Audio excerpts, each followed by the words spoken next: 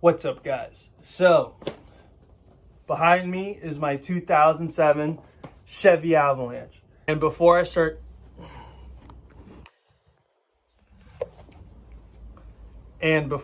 doing anything more to it, I figure I start documenting it. So we're going to be doing something a little bit simple. These are just going to be rear-facing LED pods.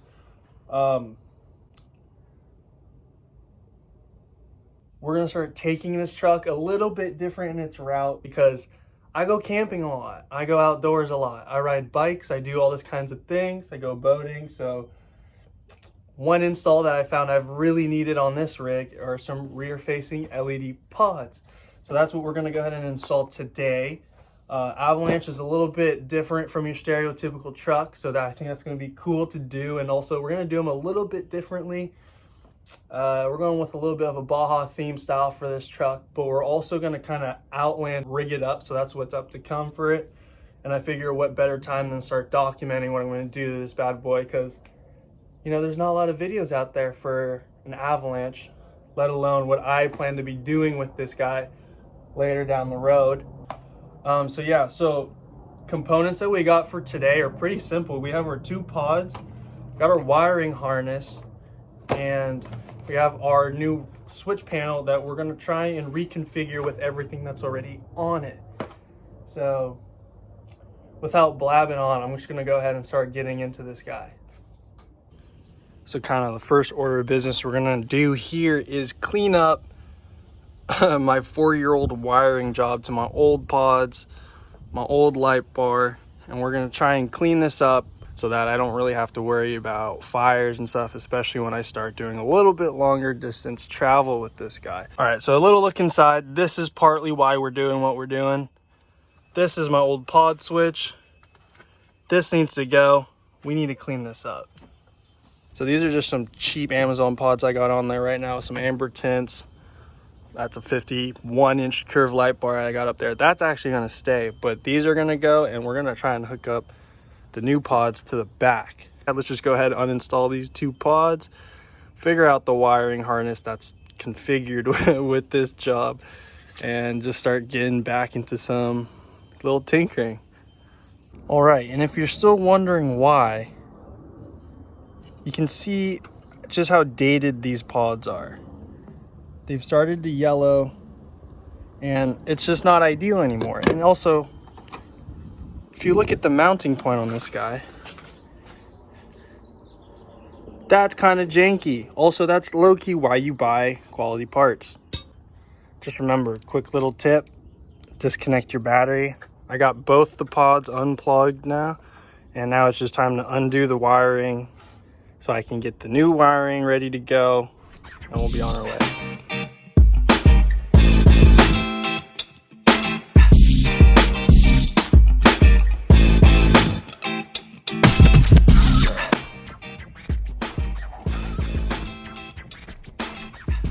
Boom!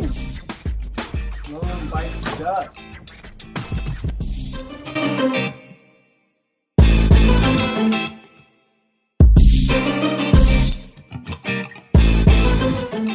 So a little backstory as to everything that I'm doing right now, and if there's anything you guys can take away from this video, is to be super OCD or meticulous about your wiring. Not because it's satisfying, but because if you ever need to go back and readdress anything with your wiring, it's going to be a nightmare. It's going to be a nightmare even if you OCD the hell out of it, even if you're super organized with it. UPS trucks here. Thank you. Have a good one. All right, let's go. Sorry, I'm shirtless. It's hot out here. Been grinding, trying to get this wiring figured out, and it's been a pain in the ass, and it's a nightmare, but it's something you got to do and take care of for your truck so you don't have any fires and whatnot going on. But anyways, the point I was making is if you're gonna be wiring your, make sure it's right and make sure it's done properly, because going back, this is not really fun. And on that note, let's dump this. Also, what the hell am I gonna open this thing up with? Boom. surprise. Oh yeah, these are dope. Check those bad boys out. I'm getting stoked. I just need to figure out this wiring because that's a nightmare. But once that's said and done, then we'll be able to start putting the lights together. Hands are dirty. Let's get back to it. And if you don't believe me on the nightmare, got a bunch of cords that we're trying to keep up. Some more wiring that we're going to try and ditch. We lost our Dixie horn in the making of it, but it's okay because this whole thing has been jerry-rigged. And just to continue the nightmare, our wire cutter is in the hole.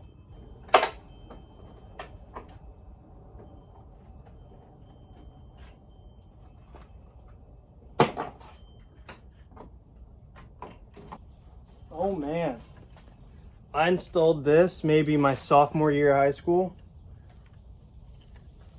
And yeah, I gotta show this to you guys. This is what 15, I guess I had my permit when I did all this stuff, but it's what a 15-and-a-half-year-old can come up with. Piece of wood, bottle caps for washers. And I just installed this right where I guess you could fit a second battery, but I just kind of shoved this all in there. The mini air compressor. And it worked. She held up well, and I got plenty of kicks out of it. But I guess it might be time for a serious one. Air horn. Actually, if you're wondering why I pulled this out, my primary concern is fire hazard right now with all the lights, with myself doing it. I'm obviously no professional, so that's why we're just being a little bit extra cautious here. Electrical is not my thing. I'm gonna shut up and let's get back to the build. All right, so the old pods are out, the old wiring harness is out. The only issue I'm having now is I found a lead of cables that were hooked up with the rest of the wiring stuff, but I have no idea what they lead to. Absolutely zero clue. This is from the light bar. Runs along the top, a little extra slack right here. But as you can see, it runs right up here, up the side to the light bar. Now, this is separate from the light bar, which originally I thought was the light bar. But if we look closely here, there's a red and a ground within the same cable, and I don't know what this could possibly go to, but other than that, we should be good to go to install these new puppies, which is the next new exciting thing.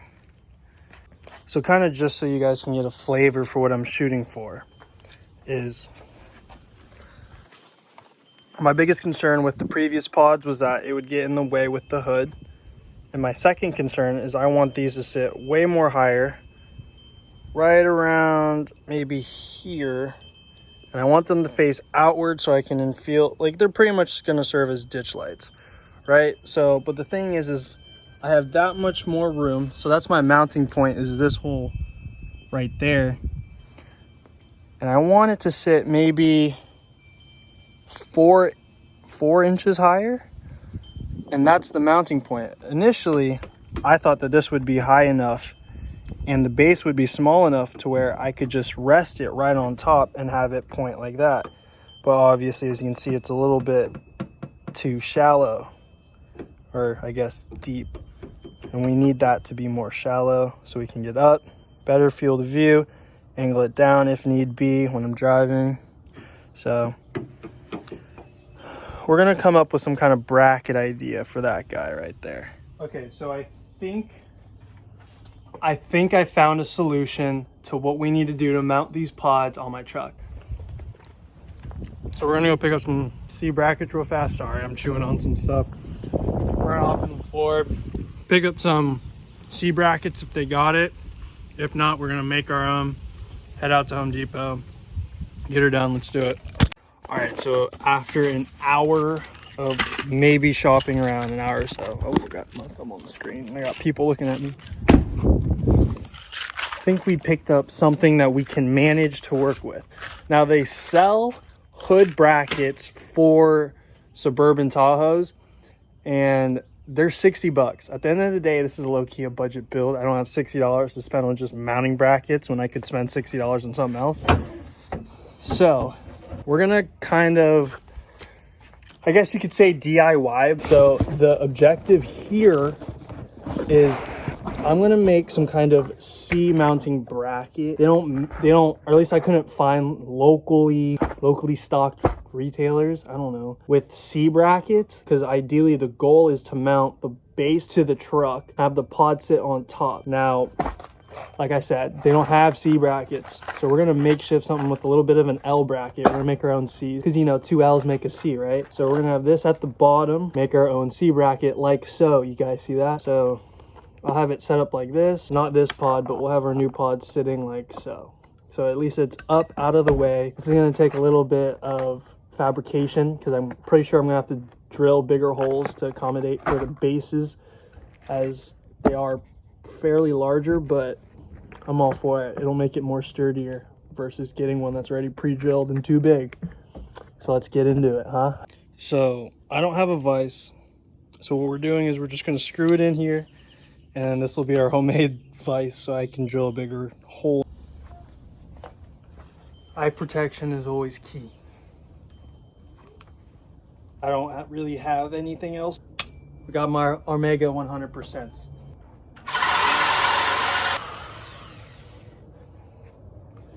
That actually worked incredibly well for what it is. Look at that. Mint. Pretty sure I drilled the wrong hole though. All right, so we got both the pods mounted up. They're pretty sturdy. They're a little flexible, so I can still adjust them and stuff. They're not super tight, so if I really want to, I can still squeeze them and pull them where I need to be. If we check out the little mounting rig setup,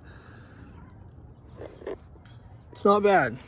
It's not bad for, you know, so I'm just gonna feed this guy through the second little hole right here, down in there, get these bad boys wired up. So this is the part I'm honestly most excited about, because this is everything inside. It's gonna clean it all up, baby. Why'd I get so many? It's because I got more plans, baby. Okay. It's now 7 o'clock at night.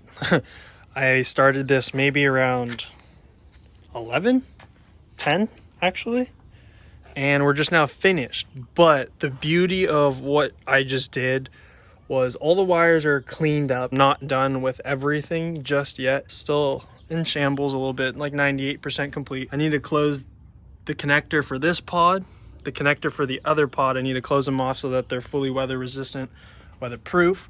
We have all, you can see the new wires are shiny and glossy, but they're all tucked up in there. They gave us a little bit of slack, so we're good. We are actually a little bit short on the overall wiring, but that's nothing that we can't fix later. And I'll actually talk on that in a little bit. But in terms of the hood for now, we're actually all set. We just gotta close up the fuse box. There we go. I mean, I think it's on there. It's on there, yeah, we're good. So yeah, this is what I was talking about over here. Cover that up, probably cover that up, because why not? That's a loose connector. Let's go ahead and take out the screwdriver that I used to help guide me through the firewall back there. Boom. Not too shabby looking. They're actually a little bit cleaner than previous ones. My previous setup, I mean. And actually, if I wanted to, there's actually a plastic cover. You can kind of see that clips into here, there, and there. And it covers this whole thing. So if I really wanted to, I could probably cut out a little sliver right here if I wanted to, and cover this whole thing up. But other than that, they're pretty sturdy. Pretty stoked on it. Still a little DIY, but hey, came out a lot better than I had honestly anticipated. So can't be bummed there. Now the real test is durability and longevity. So we'll see. All right, so after enough hours, on, off, on, off, on, off, on. Hell yeah, baby. Not too shabby. They're bright, yeah. We still got some wires we need to touch up, but boom. These are pretty bright. Pretty mint. Very cool.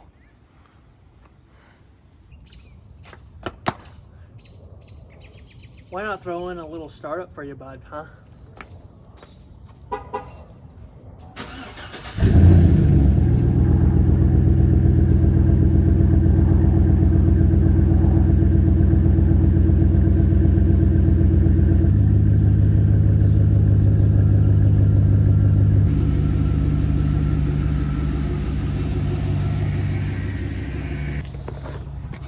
All right, so something I didn't realize, probably something I'm gonna have to figure out now, is I think those cords are from my amber grill lights, just because they're on right now and they don't work. But as you can see, we have our rocker light switch panel here, which might go right here underneath or might go this way. And it looks cool regardless. So flip it on, light pops on, come on out to the outside, and they're booling. Now these are my ditch lights, obviously that's what the setup is for. Pods up here, which I'll get to later. I have nothing in the bumpers, which I did consider, but I guess having both would be sweet too, in the bumper and on there, but we're not doing that for now. All right, disregard what I just said. Figured out both solutions to one, my light bar that's now working. Boom. Now the only other thing that's sus is why aren't these working?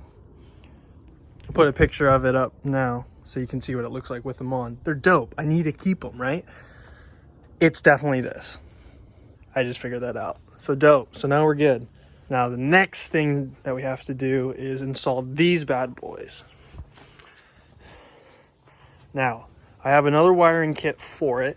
However, I need some special adapters so that it can reach all the way to my battery. Now, the motive here is with these guys being so low profile, chasers and spotlights.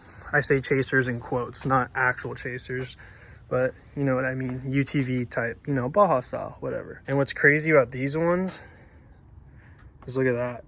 These puppies are gonna be bright. These are gonna be so clutch for any type of backup. Good on this guy for today. Catch you guys in the next one. I definitely just closed it on something. Now I'll catch you in the next one.